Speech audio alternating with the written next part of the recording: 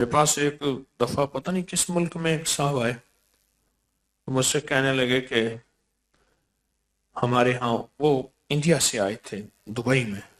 ہاں، تو کہنے لگے میرے والد جو ہیں. کیا کرتے ہیں آپ کے والد؟ کہنے لگا میرے والد جو ہیں وہ ہاتھیوں کو سنبھالتے ہیں، ایک ہاتھیوں کا فارم ہے اس کو سنبھالتے ہیں، ان کے پاس تجربات ہیں. میں نے یہ راز بتایا. میں نے کہا اپنے والد سے جا کے کہنا ہاتھیوں پہ نظر رکھیں، ہاتھیوں کے باندھنے کی جگہ ہے، کیا وہ ہاتھی جہاں اس کے باندھنے کھڑے ہونے کی جگہ ہے کیا وہ ہاتھی وہاں پیشاب کرتا ہے؟ اگر نہیں کرتا تو پھر مجھے بتانا، اور وہاں سے پھر خزانہ ملے گا. اچھا، میں نے ان کو کہہ دیا. وہ بمبئی سے آئے تھے دبئی ملاقات کرنے، کئی سال پہلے کی بات ہے.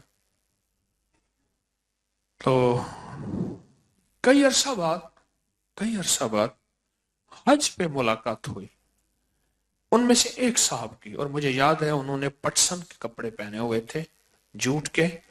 وہ کہنے لگے اتنا نرم ہے کہ آج کی دنیا پھر سے پٹسن کے کپڑوں پہ آ گئی ہے اور دنیا کا مہنگا ترین یہ لباس ہے.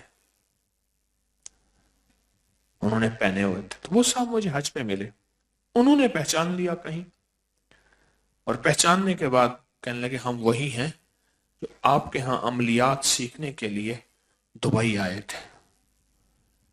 اچھا، مجھے وہ یاد آ گئی. میں نے کہا آپ میں سے ایک صاحب تھے، آپ تھے کون تھا جن کے والد ہاتھیوں کی خدمت کرتے اور ہاتھیوں کے نگران تھے؟ تو وہ کہنے لگے وہ میرے فلاں تھے.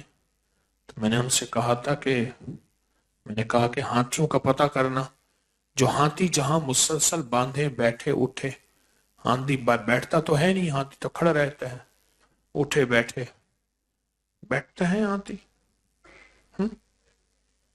بیٹھتا ہے؟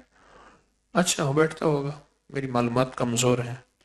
تو جہاں ہاتھی اٹھے بیٹھے تو وہاں اگر پیشاب نہ کرے. میں نے یہ بات کہی، فوراً کہنے لگے کہ ان کے والد چونکہ بات دلچسپ تھی اور بات کے ساتھ خزانے لگے ہوئے تھے، اس لیے ان کے والد نے اس بات پہ بہت توجہ کی اور بہت دھیان دیا، بہت توجہ کی، بہت دھیان دیا، اور کہا بات سچ نکلی کہ انہوں نے ایک جگہ بتایا کہ یہاں ہاتھی ہے اور کئی سالوں سے دیکھ رہا ہوں یہاں پیشاب نہیں کرتا، اور کہا میں نے سمجھا شاید یہ ڈیسنٹ نستعلیق با سلیقہ صاف ستھرا ہاتھی ہے کہ دیکھیں جہاں اٹھتا بیٹھتا ہے وہاں پیشاب نہیں کرتا، لیکن پتہ تو اب چلا.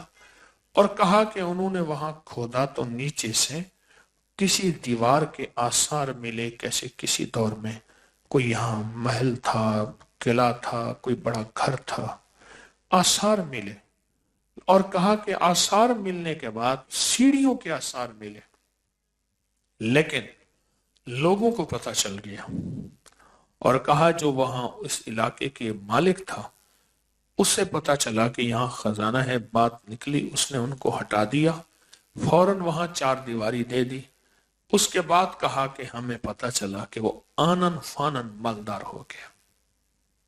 تو ظاہر خزانہ ہی تو نکلا کہ آنن فانن مالدار ہو گیا.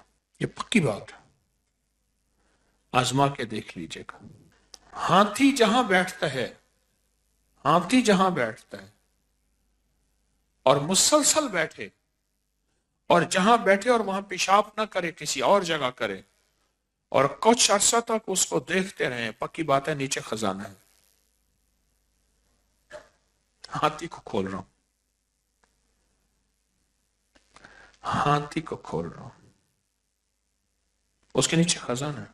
جب محمود غزنوی یہاں آیا فاتح بن کے، تو اس نے بڑے بڑے بادشاہوں کے محلات کے نیچے سے خزانے نکالے. ایک راز کی اس کو خبر تھی، وہ راز جانتا تھا. اس نے کہا کہ ان فیل بانوں کو بلاؤ جو سارا دن ہاتھیوں کے ساتھ رہتے ہیں، انہیں بلاؤ. انہیں بلایا تو انہوں نے بندے مقرر کیے کہ اس سے پوچھو کہ ہاتھی کہاں باندھتا ہے. اس نے ہاتھی یہاں باندھتا ہوں. کتنے عرصے سے؟ اتنے سالوں سے. کیا اس نے یہاں پیشاب کیا ہے؟ اس نے کہا کیا ہے. انہوں نے کہا کوئی ہاتھی ایسا بتا جہاں وہ ہوتا اور وہاں پیشاب نہ کرتا ہو. انہوں نے کہا ہاں یہ جگہ ہے جہاں وہ تھا اور اس نے پیشاب نہیں کیا. انہوں نے کہا کھودو اس جگہ کو. جب اس جگہ کو کھودا تو نیچے سے خزانہ نکلا. کیوں؟ ہاتھی کے اندر ادب اور قدر ہے کہ رزق کی قدردانی اور رزق کا احترام ہوگا تو رزق باقی رہے گا. اگر رزق ادب کھو جائے گا تو رزق روٹ جاتا ہے. اس ویڈیو کو لائک اور شیئر کریں. عسکری یوٹیوب چینل کو سبسکرائب کریں اور روزانہ زیادہ سے زیادہ سبسکرائب کروائیں. آپ دوسروں کے لیے صدقہ جاریہ بنیں گے. اللہ پہلے آپ کے دکھ ڈالے گا.